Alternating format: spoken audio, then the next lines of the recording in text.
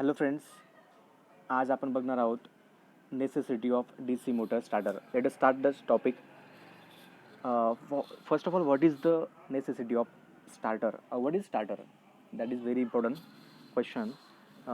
You will be asked in the exam or in the interview that what is the necessity of starter. So we should have the knowledge about the DC motor starter. So what is the necessity of starter? Let us see. We know that the DC motor having the following equations. Voltage equation of the DC motor is V is equal to EB plus IARA for a DC shunt motor. Again, we know that for the DC series motor there is V is equal to EB plus IA RA plus RAC. Let me draw it for you here. This is a DC shunt motor. V is equal to EB plus IARA, where EB is a back EMF plus IA is armature current and RA is a armature resistance. Also, V is equal to EB plus IA in bracket RA plus RS. This equation is for DC series motor. Now, as per these equations, we can conclude that IA is equal to V minus EB upon RA for DC series motor. Sorry, DC shunt motor. So this is the equation of DC shunt motor armature current. Again, second is IA is equal to V minus EB upon RA plus RS. This will be the equation of armature current for DC series motor. Now what will happen here? We know that at the starting instant the speed of the motor is 0. N is equal to 0 for at the starting. So at starting, as N is equal to 0, so definitely back EMF will be 0 at the starting instant, because what is back EMF? Back EMF is due to the speed. Back EMF is just like normal EMF. When the armature rotates in the magnetic field, then there is again the production of electric energy in the conductors, in the armature conductors, and that acts opposite to the supply voltage. So that is your back EMF. So back EMF definitely will be 0 if speed will be 0 at the starting instant. Hence, the armature current at the starting can be given by the following equations, like IA at starting is equal to V upon RA for DC shunt motor, and it will be equal to V upon RA plus RS for DC series motor. Now look at these two equations, which are very important. These two equations, observe it clearly. You will find that here the armature resistance and series resistance, these both resistances are very small in magnitude. As armature resistance and series winding resistance have negligible values, so we can say that we can take it as nearly equal to 0. So what will happen here? The entire armature current will only depend on the voltage now, because your armature resistance and series resistance will be negligible. So we neglect that. So entire armature current is directly proportional to the voltage.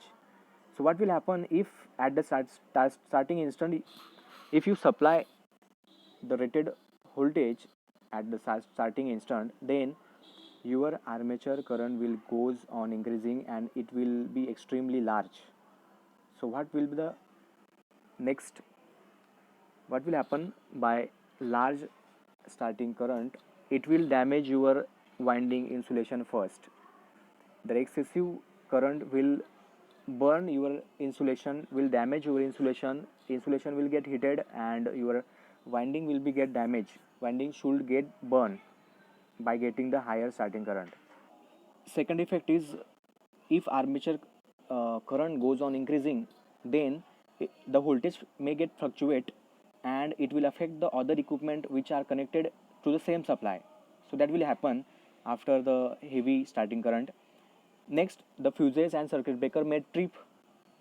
Then, as we know that in the DC series motor, torque is directly proportional to the square of the armature current. So as at the starting, if current goes on increasing, then heavy starting torque will be developed in the DC series motor, and it will put heavy stresses on the winding or shaft, and that will make the motor damage, or that will damage the motor mechanically. So to avoid these all the effects, we need to limit the starting current of the DC motor. So for that purpose, we use starters. So what is basic function of starter is to limit the starting current of the motor so that motor can start safely. Let us see the construction of the starter. This is the construction of the starter.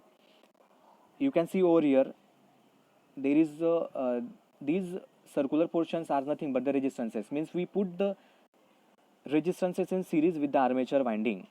So these are the resistances which are connected in series with the armature winding.